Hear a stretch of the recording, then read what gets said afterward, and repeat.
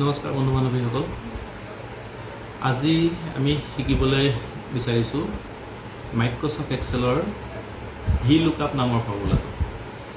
VLOOKUP আৰু HLOOKUP দুটা formula থাকে। VLOOKUPৰ অৰ্থটো হৈছে ভাৰ্টিকেল লুকআপ আৰু HLOOKUPৰ অৰ্থটো হৈছে হৰিজণ্টেল লুকআপ। দুইটা ফৰ্মুলাৰ বিষয়ে শিকিম, কিন্তু আজি আমি শিকিম ভাৰ্টিকেল লুকআপ, যাক কয় VLOOKUP। এই ফৰ্মুলাটোৰ বিষয়ে আজি আমি উদাহৰণৰ সহায়ত সম্পূৰ্ণকৈ বুজিবলৈ চেষ্টা কৰিম। আহক আমি মাইক্ৰ'ছফ্ট এক্সেল ষ্টাৰ্ট কৰোঁ। ষ্টাৰ্ট কৰিবৰ কাৰণে আমি ষ্টাৰ্টত গৈছোঁ, ষ্টাৰ্টলৈ আহিলোঁ। আহি পেলাই চাৰ্চ বাৰত গৈ পেলাই আমি মাইক্ৰ'ছফ্ট এক্সেল ইয়াৰ পৰা ষ্টাৰ্ট কৰি লওঁ। এতিয়া মই এই VLOOKUPৰ আপোনালোকক বুজাবৰ কাৰণে এটা উদাহৰণ মই ছেভ কৰি থৈ দিছোঁ ইয়াতে। এক্সাম্পল এটা মই বনাই থৈছোঁ অলৰেডি ইয়াতে। তাৰ কাৰণে মই ফাইলত যাম আৰু অপেনত যাম। তাত গৈ পেলাই মই ফাইলটো থৈছোঁ ডেস্কটপতে ডাইৰেক্টলি। মই ডেস্কটপত ক্লিক কৰাৰ লগে লগে ইয়াতে চাওক এক্সাম্পল অফ VLOOKUP বুলি মই এটা ফাইল ছেভ কৰি থৈছোঁ। এই ফাইলটো চিলেক্ট কৰি ইয়াক অপেন কৰিলোঁ। অপেন কৰাৰ লগে লগে আপুনি ভালকৈ লক্ষ্য কৰকচোন, ইয়াত মই কি কি লিখিছোঁ। ইয়াতে হেডলাইনটো দিছোঁ আপোনাক এক্সাম্পল অফ VLOOKUP ফৰ্মুলা। ইয়াতে লিখিছোঁ মই name of items, item code, item stock in pieces আৰু ৰেট পাৰ পিচেছ। এতিয়া ভালকৈ আপোনালোকে চাওক, ইয়াত মই নেম অফ আইটেমছত কিছুমান ইয়াত mouse, keyboard, printer, blazer printer, ink black, ink colour ইত্যাদি বিভিন্ন কম্পিউটাৰ ৰিলেটেড কিছুমান সামগ্ৰীৰ নাম মই ইয়াতে লিখি দিছোঁ।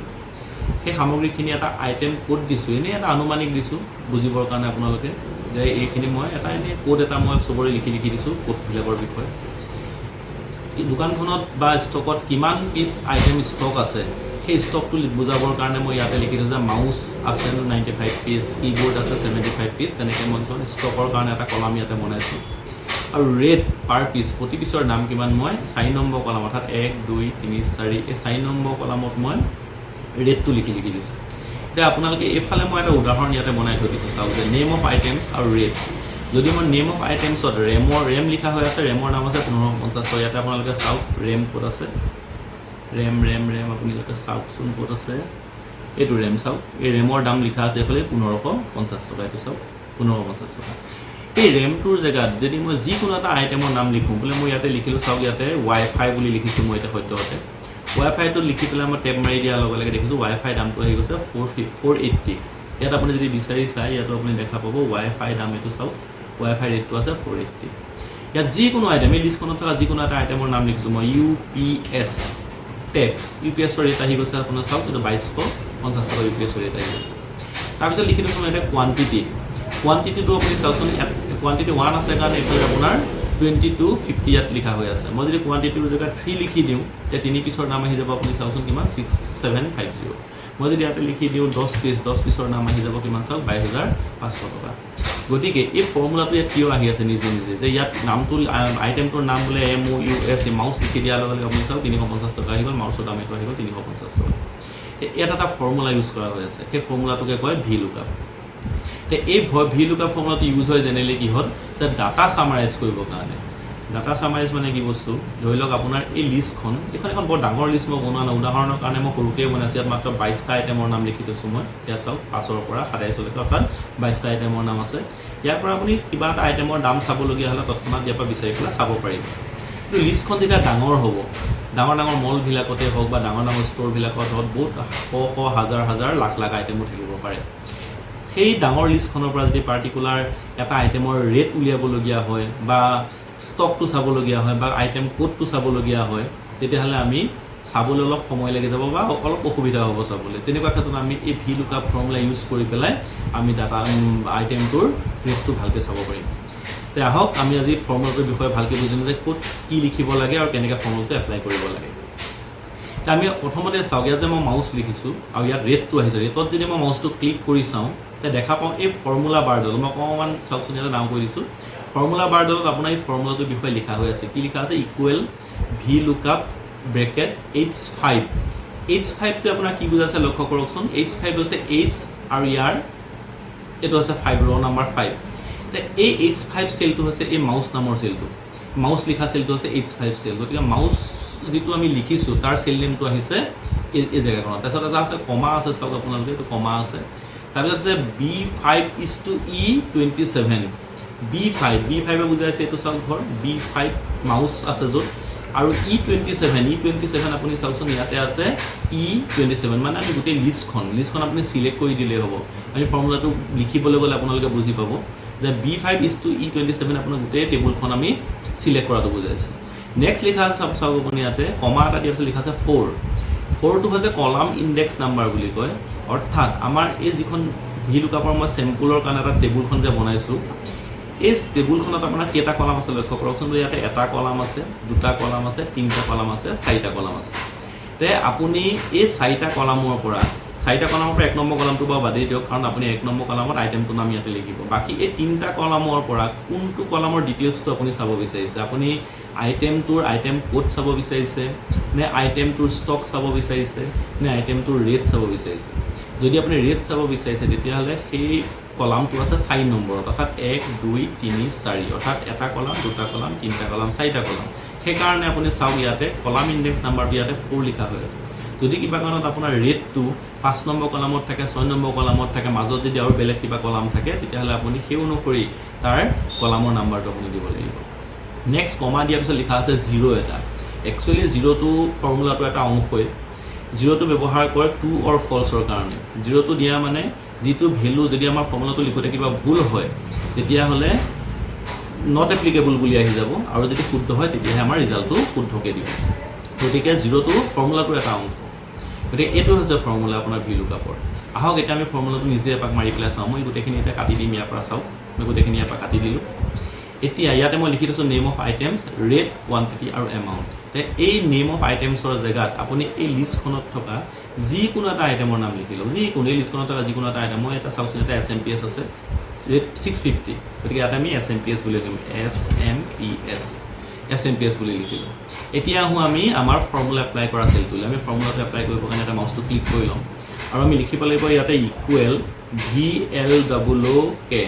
এইটো চাওক তলত আহিয়ে গৈছে VLOOKUP আপুনি ইয়াতে ডবল ক্লিক মাৰি দিলেও হ'ব আহি গ'ল ব্ৰেকেটৰ পিছত আপুনি চাওক হাইলাইট কৰা হৈ আছে অকণমান বোল্ড কৰা হৈ আছে VLOOKUP ভেলু বুলি আছে ইয়াতে LOOKUP ভেলু এই LOOKUP ভেলুটোৱে কি বুজায় LOOKUP ভেলুটো হৈছে আপুনি যিটো চেলত আপুনি আইটেমটো নাম লিখিব আৰু নামটো লিখি দি পেলাই টেম মাৰাৰ লগে লগে এই চেলটোত আপোনাৰ আইটেমটোৰ ৰেট আহি যাব গতিকে এই সেলটোৰ নামে হৈছে লুকআপ ভ্যালু অৰ্থাৎ এই সেলটোৰ নামে হৈছে লুকআপ ভ্যালু এই সেলটো আপোনাৰ কোনটো সেটত আছে আপুনি চাওকচোন ই কোনটো কলামত আছে H আৰু কোনটো ৰত আছে 5 নম্বৰত গতিকে ইয়াৰ নাম হ'ব H5 আপুনি ইয়াত লিখি দিলেও হ'ব এনেকৈ H5 চাওক H5 বুলি আপুনি লিখি দিয়াৰ লগে লগে ইয়াত এটো মানে বক্স এটা বনি গৈছে দেখিছে আপোনালোকে আৰু নহলে আপুনি লিখি নিদি পেলাই সেলটোত ক্লিক কৰি দিলেও হ'ব H5 অটোমেটিক্যালি ইয়াত আহি যাব অৰ্থাৎ এনেকৈ আপুনি ইউজ কৰিব পাৰে তাৰপিছত আছে এটা কমা আপুনি কমাটো দিয়ক কমা দিয়াৰ পিছত আছে টেবুল এৰে মিন্স মই অথনি বুজাইছিলোঁ যে আপোনাৰ টেবুলখন সিলেক্ট কৰি দিব লাগিব অৰ্থাৎ লিখা আছিল অথনি B5 E27 গতিকে আমি ইয়াৰ পৰা সিলেক্ট কৰি দিব লাগিব মাউছৰ পৰা হেঁচি ধৰি পেলাই টানি আনক গোটেই টেবুলখন আপুনি সম্পূৰ্ণকৈ সিলেক্ট কৰি পেলাই দিয়ক E27 সেললৈকে আপুনি লক্ষ্য কৰক এতিয়া ইয়াতে অটোমেটিক্যালি B5 E27 অটোমেটিক্যালি আহিছে কমা দিয়াৰ লগে লগে আহি পেলাই ইয়াতে আছে চাওক কলাম ইনডেক্স নাম্বাৰ নাম্বাৰটো অথনি মই আপোনাক কৈছিলোঁ যে কে নম্বৰ কলামৰ আইটেমটো কে নম্বৰ কলামৰ ডিটেইলছটো আপুনি চাব বিচাৰিছে এই টেবুলখনত আমাৰ 4টা কলাম আছে গতিকে আমাক ৰেটটো লাগে গতিকে ৰেটটো আছে আমাৰ 1 2 3 4 নম্বৰ কলামত গতিকে আমি কলাম ইনডেক্স নাম্বাৰ লিখিম 4 কমা তাৰপিছত আছে ট্ৰু অৰ ফলছ গতিকে ইয়াত আমি 0 এটা দিব লাগে আৰু ব্ৰেকেটটো ক্লোজ কৰি দিব লাগে ইয়াৰ পিছত এন্টাৰটো মাৰি দিয়াৰ লগে লগে আপুনি চাওক SMPS ৰ ৰেট আহি গ'ল 650 আপুনি ইয়াত চাওক এতিয়া SMPS টো ইয়াতে আছে এইটো SMPS ৰ ৰেট আহি গ'ল 650 এতিয়া আপুনি সেই লুকআপ ভ্যালুৰ যিটো জায়গা আছে তাতে আপুনি যিকোনো এটা আইটেমৰ নাম লিখক সে চাওক SSD লিখা আছে ইয়াতে 2200 টকা মই ইয়াতে লিখিম এতিয়া SSD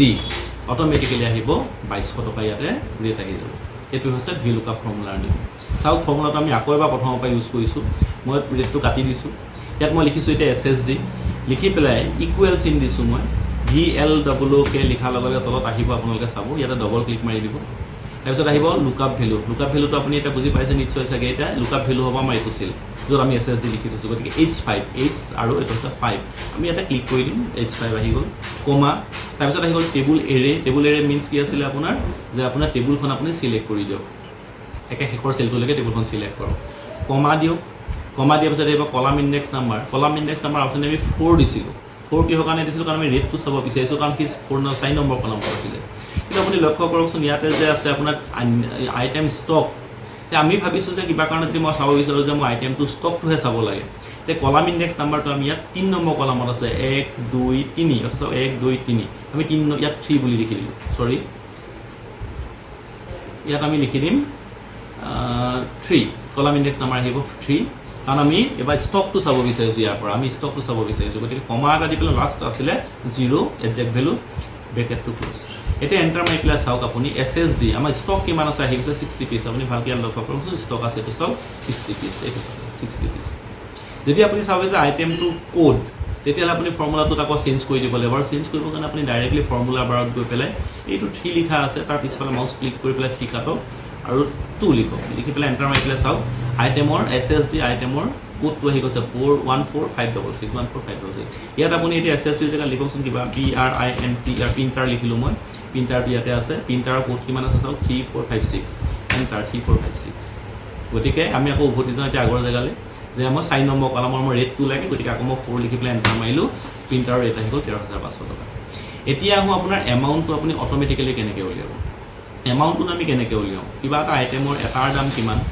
ইনটু তাৰ কোৱান্টিটি অৰ্থাৎ এটাৰ দাম যদি মোৰ 13500 হয় দুটাৰ দাম হ'ব আপোনাৰ 27000 টকা সেইটোতো কমন বস্তু এটা গতিকে আমি এই চেলটো আৰু এইটো চেলটো পূৰণ কৰি পেলাই থৈ দিলে হ'ল পূৰণ কৰিবৰ কাৰণে আমি এমাউণ্টৰ জেগাত মাউচটো ক্লিক কৰিম কৰি পেলাই ইয়াতে লিখিম ইকুৱেল আপুনি চাওক 13500 পূৰণ যে ইয়াত 13500 কোনটো চেলত আছে চাওক I5 আমি ইয়াতে লিখিম কাৰণে I5 ইনটু J5 ত আমি এতিয়ালৈকে একো সংখ্যা লিখা নাই কিন্তু গতিকে সংখ্যাটো আপুনি লিখিবও নালাগে লিখিলেও ক্ষতি নাই নিলিখিলেও হ'ব আপুনি তাৰ চেল নেমটো দিলে হ'ল অৰ্থাৎ তাৰ চেল নেমটো হৈছে চাওক আপোনাৰ J কলামত আছে আৰু এফালে আছে ৰ নাম্বাৰ 5 গতিকে J5 অৰ্থাৎ আমি লিখিছোঁ ইকুৱেল I5 ইনটু J5 অৰ্থাৎ পূৰণ হ'ব এই চেলটো আৰু এইটো চেলত অৰ্থাৎ এই চেলত ভৱিষ্যতলৈ আপুনি আইটেমৰ নাম চেঞ্জ কৰিলে ৰেট চেঞ্জ হ'ব ৰেটৰ লগত অট'মেটিকেলি কোৱান্টিটিটো পূৰণ হ'ব এতিয়া এণ্টাৰ মাৰি চাওক